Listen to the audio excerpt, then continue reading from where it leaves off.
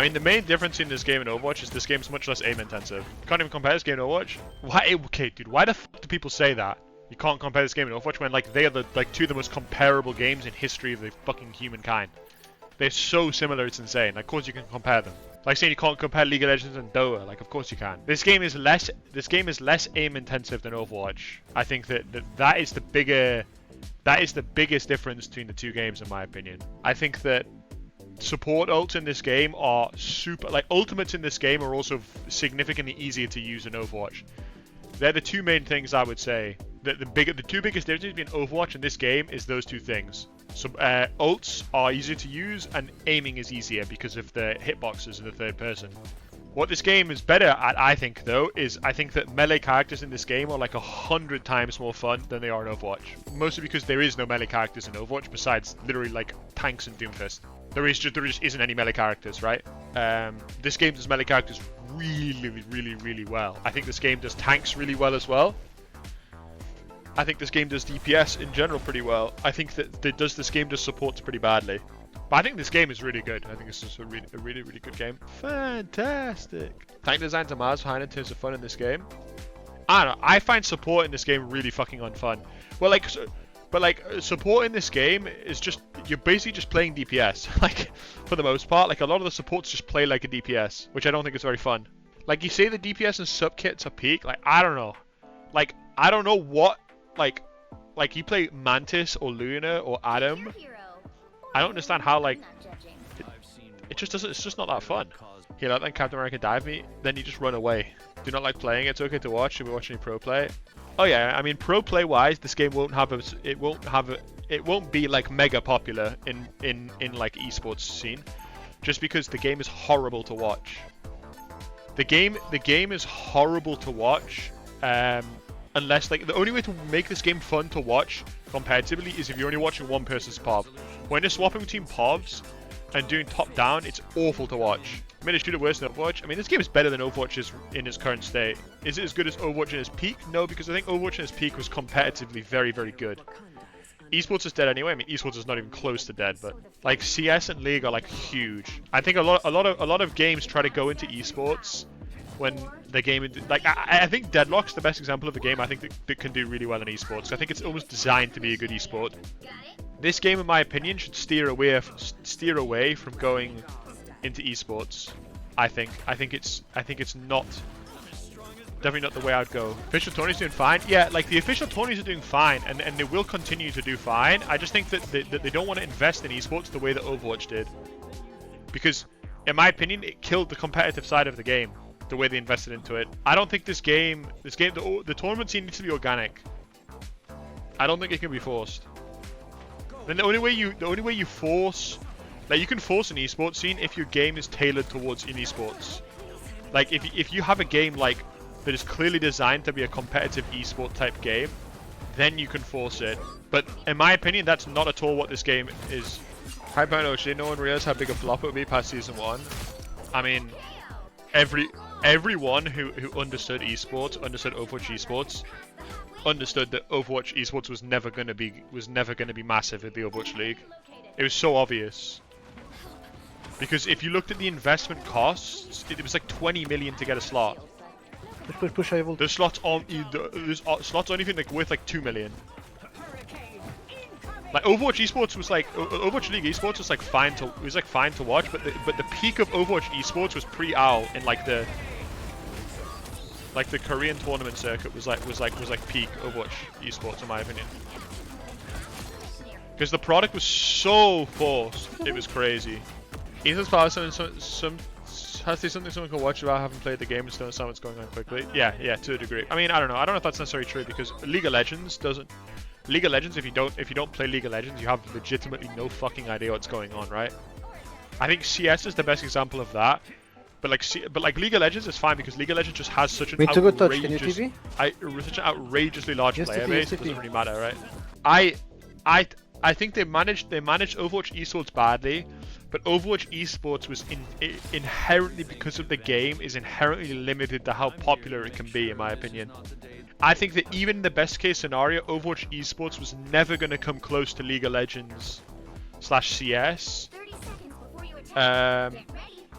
because it's an awful game to watch. Like even if you play the game casually, watching Overwatch Esports is so fucking hard because it's too chaotic. There is just shit going on everywhere on your screen. There's people just fucking flying around and like people dying constantly, and there's tons of unintuitive mechanics like people staggering, people killing themselves, people like not using ults.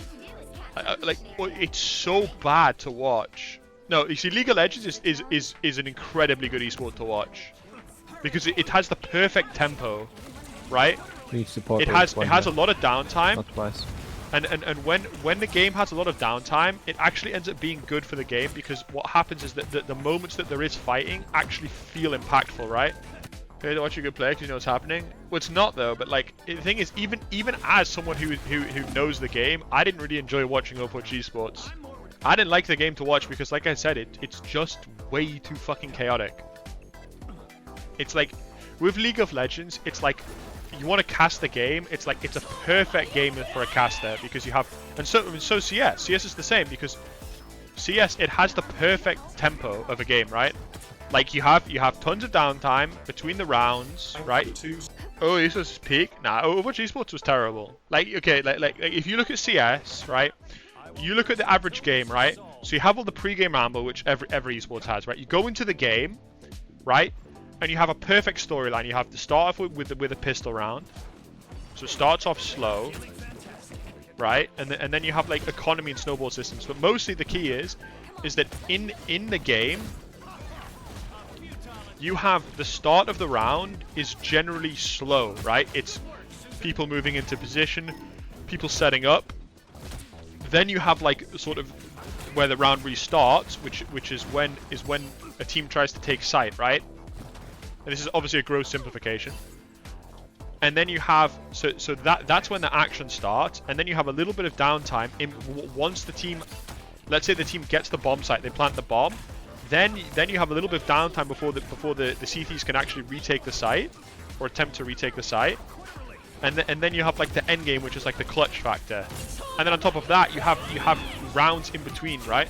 Which gives you downtime, which means the commentators and the viewers get to like almost take a breath, you know, and to accept what they just watched, you know. Apex is pretty fun to watch in the first few seasons. I mean, BR games can be fun to watch, but I think an esport to be good to watch, in my opinion, needs to have good pacing. I always said this at Overwatch. The problem with Overwatch as an esport is the pacing is awful. Pacing is the most important thing in esport because if you have a game like Overwatch where it's legitimately constant action 24/7 and you end up getting super desensitized to it super fast. Like if you guys think about the most iconic Overwatch plays in history, right? Almost all of them tend to be at the very end of a round, in the very clutch situations, right? They tend to be, you know, like EQO's Blade against Paris on Rialto, right? It tends to be like Profit getting them like the 6k on Tracer on Volskaya. Like when Carpe clutches that round. Chipsa, shut the fuck up. And the reason why is because the respawns at that point in the game are effectively limited. Every single kill matters such a massive amount to the game state, it's crazy. Whereas if it's the first team fight of the game and a Widow kills 4 people, it's like, okay, it's cool, but it literally doesn't matter for the state of the game. It's so irrelevant in the grand scheme of things that it just doesn't matter. That's where these types of games really struggle. My opinion, like in order for an esport to succeed, it needs to be respawn restricted, or it needs to have a long respawn time, as like League of Legends does, right? Deadlock, I think Deadlock will be a significantly better esport than this game. Even though I think Deadlock is a terrible game, and I think this is a really good game, Deadlock has the proper pacing for a good esport game. Situation where you're getting a 4K view, it's actually bad because of economy. Yeah, absolutely. If you're in a 1v6, right? If you're in a 1v6 and you get 5 kills with your ult and then die, it's actually not worth. In most situations. Like, to me, like, that feels weird, right? I'm dead, reset. Because like, you're wasting your ult. GG. My team is AFK. My team is so scared. My team is AFK. My team is so scared. My team is AFK. My team is so scared. My team is AFK. It's just bullshit. We're all friends here. Hey, friends.